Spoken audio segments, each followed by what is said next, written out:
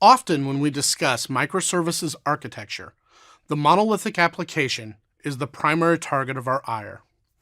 So let's spend a moment and consider what is a monolithic application. Much of my experiences with monoliths comes in two distinct flavors. The first, and probably most prevalent for me, is large ear deployments. As a Java developer for much of my life, we used to package our deployments for large J2EE application servers using ear files.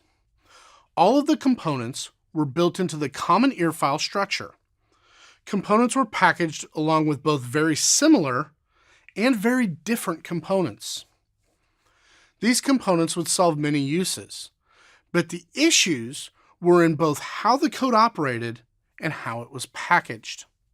A single deployment may contain internal data access components, business processes, web applications, web services, and even some remote procedure calls.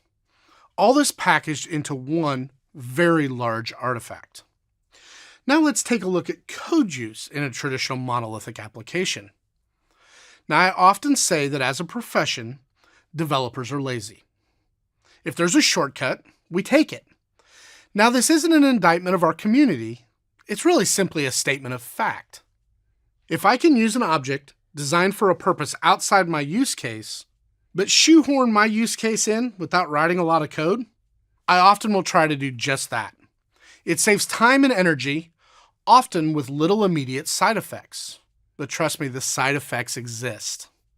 That component or object now serves two masters, and any enhancements or corrections in that component has to solve the needs of both. Often, this causes us to have very fragile code that is so tightly coupled that getting out of the mess is next to impossible. Now that we have discussed the issues of intracode workings, let's look at how that impacts delivery. Let's say we need to make a change to our highly coupled component. That change, assuming it is well tested, can pass all unit tests and still break expected uses downstream. So in order to deal with this, we must test the entire deployment as part of the bug fix. This requires massive resources for every code change in order to just package the fix or enhancement. We then tend to group enhancements and bug fixes into large-scale releases packaged together, which of course impacts our speed to market of delivering a single business-critical feature.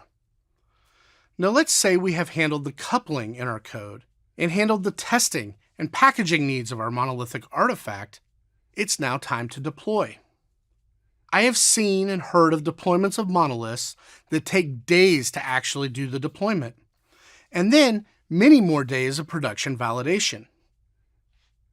In the monolithic world, this pain is even more apparent if a feature coded in day one of the cycle has been broken by the time we get to the deployment stage, because now the whole cycle starts over again. Simply put, agility and maintainability suffer dramatically in a monolithic world. Scalability is often impacted as well. Scaling out a monolith takes deploying the entire package, even if only one set of functions is actually under load. Considering the costs associated with monolithic deployments, as well as hardware and other infrastructure costs, the monolithic application has lost a lot of favor in the development community.